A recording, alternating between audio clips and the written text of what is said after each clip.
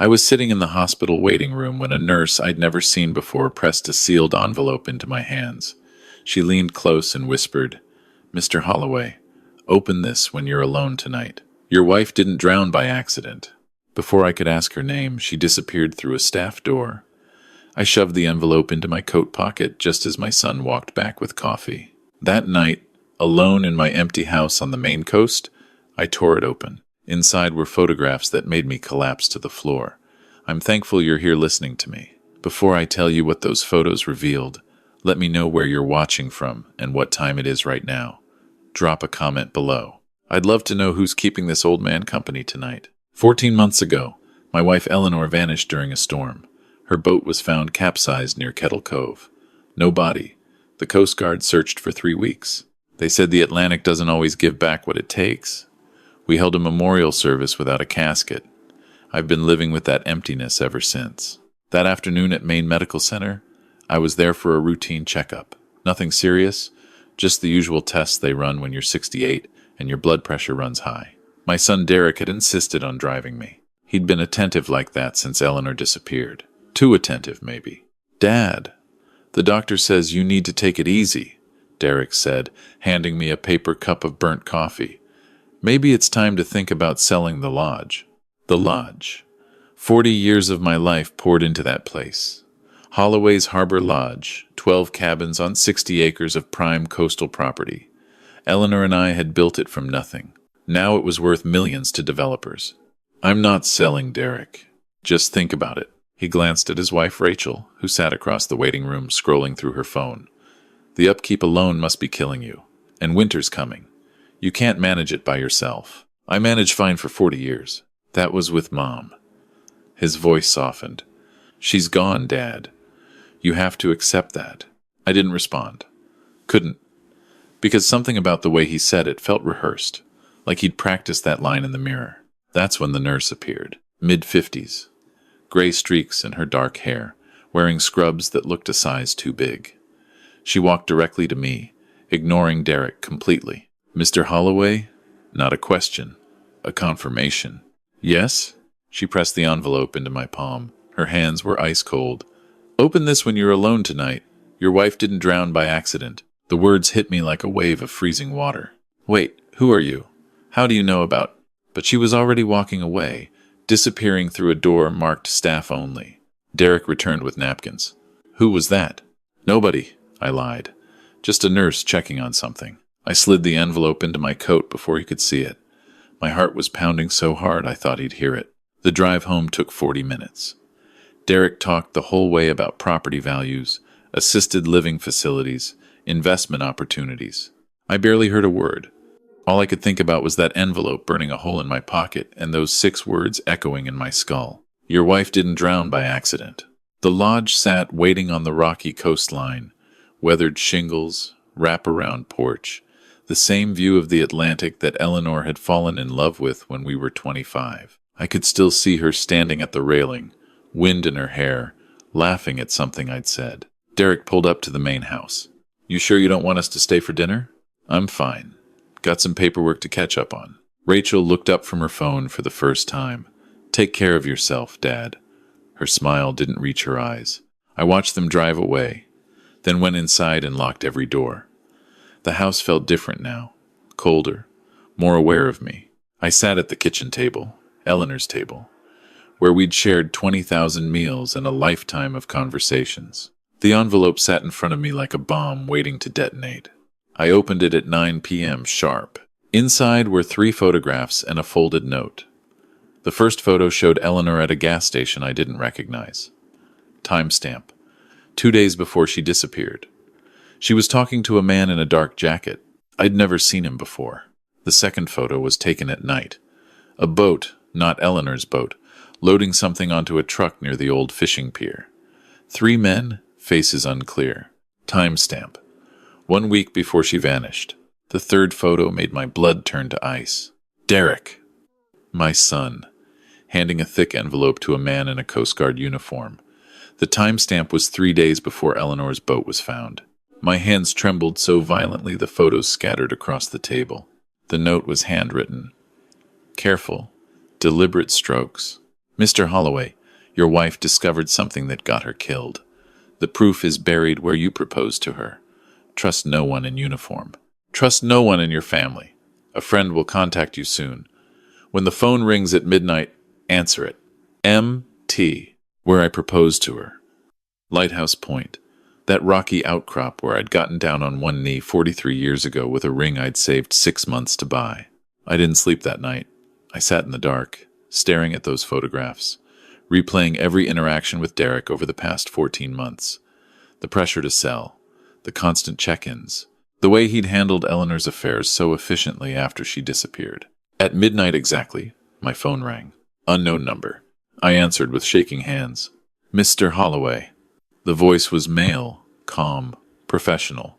My name is Special Agent Michael Torres, FBI. I was your wife's handler for 11 months before her death. Handler.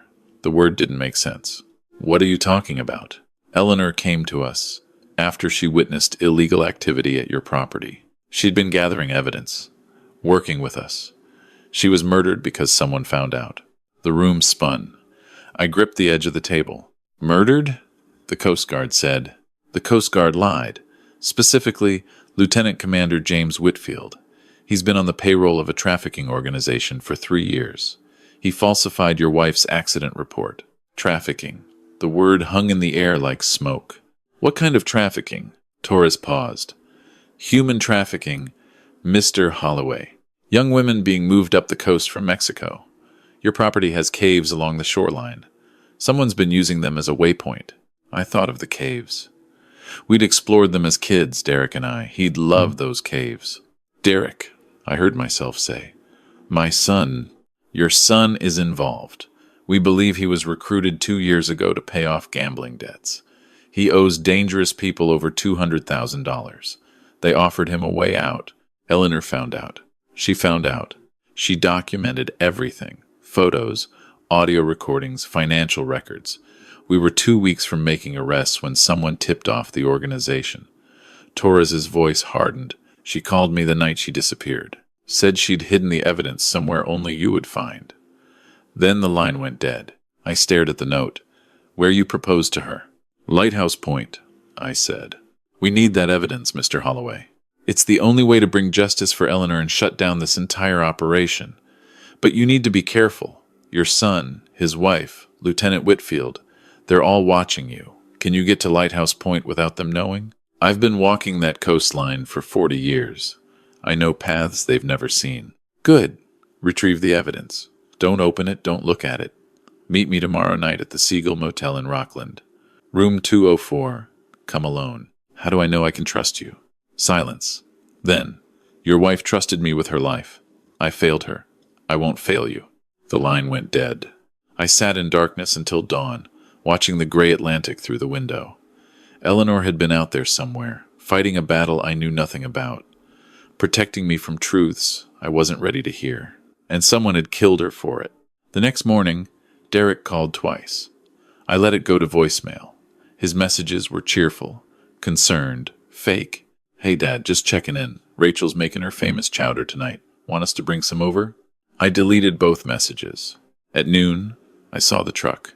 A dark pickup parked on the access road half a mile from the lodge. Not moving, just watching. They were keeping tabs on me. I went about my routine. Fed the birds Eleanor had loved. Checked on the empty cabins. Walked the familiar paths along the cliff edge. All the while, I could feel eyes on me. At 3 p.m., I slipped out through the maintenance shed. There's a trail through the pine forest that only locals know. An old deer path that eventually connects to the coastal rocks. I'd walked it 1,000 times with Eleanor. Lighthouse Point was a 20-minute hike from the back of my property. The lighthouse itself had been decommissioned decades ago, but the rocky outcrop remained. That's where I'd proposed, standing on a flat boulder overlooking the endless sea. I found the spot easily. 43 years hadn't changed it much. The boulder was smaller than I remembered, or maybe I was just older. I started digging near the base, where the rock met the soil. The ground was half frozen, stubborn. My fingers scraped against roots and stones. I dug for 20 minutes, sweat cooling on my back despite the cold. My hand hit something solid, plastic, waterproof. I pulled out a container, sealed tight, about the size of a shoebox. My heart was hammering. This was what Eleanor had died protecting. Dad. I froze. Derek stood 10 feet away, emerging from the tree line. He wasn't alone. Rachel was with him, and behind them, a man in a Coast Guard uniform. Whitfield. Put the box down. Derek's voice was flat. No pretense now. No fake concern. I stood slowly, keeping the container behind me. You killed her. The words came out hoarse. You killed your own mother. Something flickered across Derek's face. Guilt? Pain? It vanished quickly. I didn't kill anyone. That was Whitfield's people. I didn't stop it. Same thing. I felt 40 years of love curdle into something dark. She was your mother, Derek. She raised you. She loved you. She was going to destroy everything. His voice cracked. Do you know what these people do to you if you don't pay? They don't just kill you. They kill everyone you love. Slowly, I was protecting us. By letting them murder your mother. I didn't know they would. He stopped. Swallowed. It got out of control. Whitfield stepped forward. Enough. Give me the box, old man. I looked at him. 50s, clean cut. The kind of face you'd trust. The kind of face that had ordered my wife's death. No. Whitfield pulled a gun. I wasn't asking. Rachel moved to flank me. Just give it to them, Dad. No one else has to get hurt. We can all walk away from this. Like Eleanor walked away? Her face hardened. Eleanor made choices. Bad choices. She could have looked the other way. We all could have been fine. The wind picked up, cold and salt-sharp. I thought about running. The cliff edge was 15 feet away. I knew these rocks. Maybe I could. A voice cut through the wind. FBI! Everyone freeze! Whitfield spun. From the tree line, 4 agents emerged in tactical gear, weapons drawn. Torres was at the front, badge visible. Lieutenant Commander James Whitfield, you're under arrest for conspiracy to commit murder, human trafficking, and corruption of federal duties. Torres's voice was ice. Derek Holloway, Rachel Holloway, hands in the air. Now. For a moment, nobody moved. Then Whitfield raised his gun toward Torres. The shot that followed wasn't from Whitfield. An agent to the left fired first. Whitfield went down, clutching his shoulder, weapons skittering across the rocks. Derek dropped to his knees, hands raised. Rachel did the same. Their faces were masks of shock and fear. I stood there, container clutched to my chest, watching my son being handcuffed by federal agents. The boy I'd taught to fish. The boy who'd cried at his mother's memorial. The boy who'd let her die. Torres approached me carefully. Mr. Holloway, are you all right? I couldn't answer. The container was heavy in my arms, heavier than it should be. Is this what she died for? I finally asked. Torres nodded. Let's get you somewhere safe. We can go through everything together. The Seagull Motel. Room 204. Torres and 2 other agents. The container open on the bed. Inside was a USB drive, a leather journal filled with Eleanor's handwriting, and a sealed envelope with my name on it. Torres plugged the USB into a laptop. Files populated the screen. Hundreds of them. Photos of boats, license plates, faces, audio recordings, financial transactions traced through shell companies, a map of the cave system with dates and annotations. This is everything, Torres breathed. She documented every shipment for 11 months. Names, routes, bank accounts. This takes down not just Whitfield, but the entire network up the coast. How many people? I asked.